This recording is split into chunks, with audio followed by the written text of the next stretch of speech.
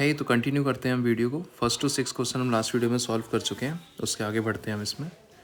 So the next question, question number 7, from a point on the ground the angle of elevation of bottom of top of a transmission tower. एक कोई tower है उसके हमने bottom को देखा जो कि बिल्डिंग के ऊपर है, और एक उसके हमने टॉप को देखा, तो उसका एंगल 45 डिग्री था बॉटम का और टॉप एंगल 60 डिग्री था।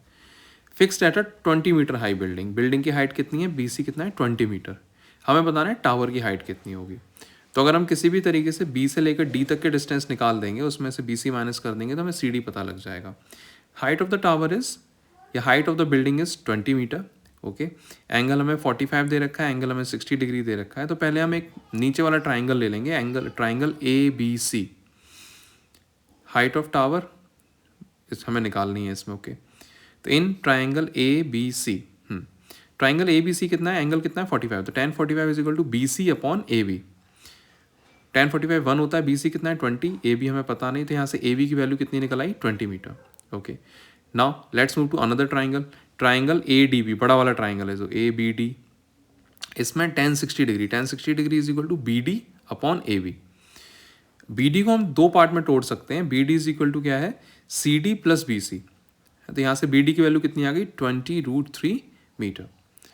तो हम बी डी को हमने 20√3 लिख लिया। Now therefore height of tower कितनी हो जाएगी, total height that is B D, उसमें से हम माइनस कर देंगे नीचे वाली height that is the B C, B D minus B C. तो 20√3 में से 20 माइनस कर देंगे, 20 कॉमन आ गया, 20√3 माइनस 1 मीटर।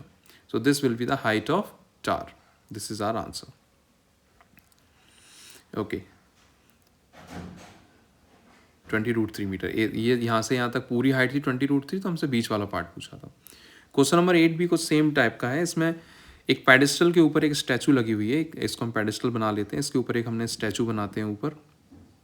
जब हमने ग्राउंड से इस स्टैचू का टॉप देखा एंड इस स्टैचू का बॉटम देखा, तो जो टॉप था वो 60 डिग्री पे था और जो उसका बॉटम था वो 45 डिग्री पे था। इस टाइम स्टैचू की हाइट हमें ऊपर वाली हाइट दे रखी है, ऊपर वाली हाइट 1.6 मीटर है। हमसे पूछा है पेडिस्टल की हाइट क्या होगी, find the height of the pedestal. तो मान लेते हैं इसकी हम हाइट को, बी सी को मान लेते हैं x, और a से लेकर b तक की लेंथ को मान लेते हैं y। तो पहले हम ट्राइंगल नीचे वाला कंसिडर करेंगे, A B C triangle. Height of the pedestal हमसे पूछा, हाइट ऑफ स्टैचू 1.6 मीटर दे रखी है। Height of pedestal that is equal to x मान लेते हैं हम, question mark. Okay, in triangle A B C, A B D, okay, in triangle A B D tan 60 degree is equal to B D upon A B, B D upon A B. tan 60 क्या होता है √3, B D क्या है, B D को हम लिख सकते हैं x plus 1.6 upon A B कितना है y। तो यहाँ से क्या एक रिलेशन बन गया, क्योंकि B D is equal to B C plus C D था, इसलिए मैंने x प्लस 1.6 एक बार में ही लिख दिया है। तो x plus 1.6 is equal to √3y। इसको हमने इक्वेशन 1 माना और इस रिलेशन को हम यहीं छोड़ देते हैं अभी, right. Now let's move to triangle A B C. In triangle A B C tan 45 is equal to B C upon A B, tan 45 is equal to B C upon A B. B C क्या है, B C x के बराबर है, A B क्या है, A B Y के बराबर है। तो पुट कर देते हैं, tan 45 की वैल्यू कितनी होती है 1, तो 1 is equal to X upon Y. तो यहाँ से एक्स और वाई बराबर हो गए। तो इक्वेशन 2 और इक्वेशन 1, अगर मैं यहाँ से एक्स की जगह वाई या वाई की जगह एक्स पुट कर देता हूँ तो मेरी इक्वेशन सॉल्व हो जाएंगे, because we have 2 unknowns and 2 equation हमारे पास हैं। तो x plus 1.6 is equal to √3y की जगह मैंने x पुट कर दिया, तो √3x minus x is equal to 1.6, x common आ गया, √3 minus 1 is equal to 1.6।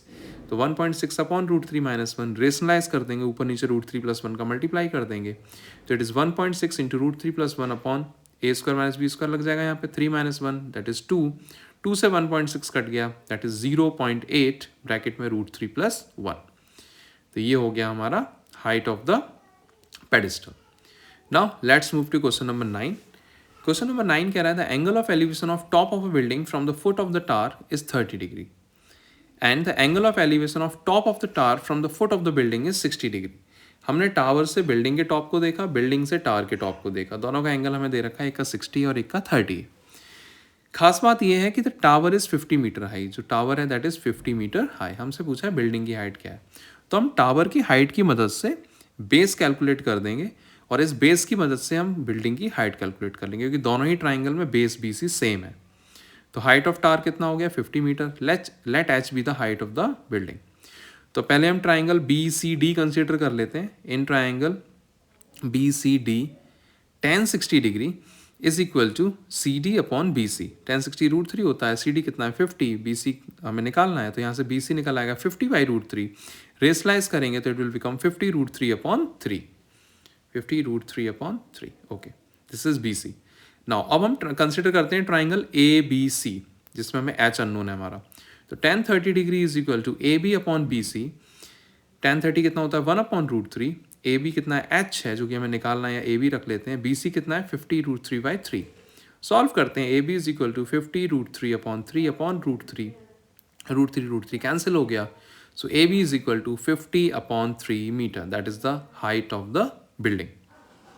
Okay, so let's move to next question. Question number 10.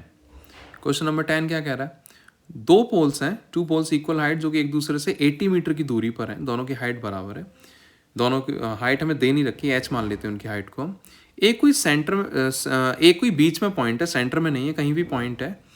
उससे एक का एंगल 60 डिग्री बन रहा है और एक का एंगल 30 डिग्री बन रहा है ई पॉइंट से. मान लेते हैं सी से लेकर ई तक की दूरी x मीटर है. तो ई से लेकर बी तक की दूरी कितनी हो जाएगी 80 - x meter. This is x then this is 80 - x. अब हमारे पास दो ट्राइंगल हैं, दो अननोन हैं, दो इक्वेशंस बन जाएंगी इजी. तो कंसिडर कर लेते हैं यहाँ पे ए बी और सी डी आपस में बराबर हैं, इसको हमने h मान लिया है.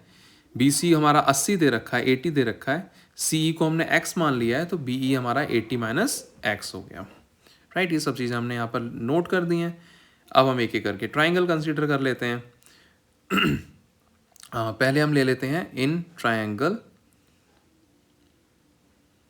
ए, पहले कौन सा लिया A B E. Okay, tan 60 is equal to A B upon E B या बी ई. tan 60 कितना होता है √3. ए बी कितना है h कितना 80 - x. तो यहाँ से h की वैल्यू कितनी हो गई √3 × 80 - x. या फिर मैं इस इक्वेशन को यहाँ भी छोड़ सकता हूँ. इस इक्वेशन को h is equal to 80 √3 - √3x. Okay, multiply कर दिया हमने, यहाँ पे छोड़ दिया. This is equation number 1. Now in triangle D C E, यहाँ पे tan 30 डिग्री है. tan 30 is equal to D C upon C E. tan 30 होता है 1/√3. डी सी को हमने h माना हुआ है, उसको हमने x माना हुआ है. तो यहाँ से h कितना हो जाएगा h is equal to x/√3. दोनों इक्वेशन से हमने h की वैल्यू निकाली है. इनको हम क्या करेंगे कंपेयर करके इक्वेट कर देंगे. एक कंपेयरिंग इक्वेशन 1 और 2. तो 80√3 - √3x बराबर हो जाएगा x/√3 के. जब ये बराबर हो जाएंगे तो यहाँ से हम सॉल्व करके x की वैल्यू को नोन कर सकते हैं. तो x/√3 is equal to 80√3 - √3x. √3 का मल्टीप्लाई कर देते हैं उधर. x is equal to 80 × 3 that is 240 हो जाएगा. x इज इक्वल टू, हाँ मल्टीप्लाई किया है, कंफ्यूज ना हो इसलिए हम दो बार इसको एक स्टेप बढ़ा देते हैं. x is equal to 240 - 3x. 3x इधर आएगा तो 4x हो जाएगा. x से डिवाइड कर देते हैं तो x is equal to 60 metre. तो वो पॉइंट कहाँ है 60 metre from the one side and 20 metre from the other side.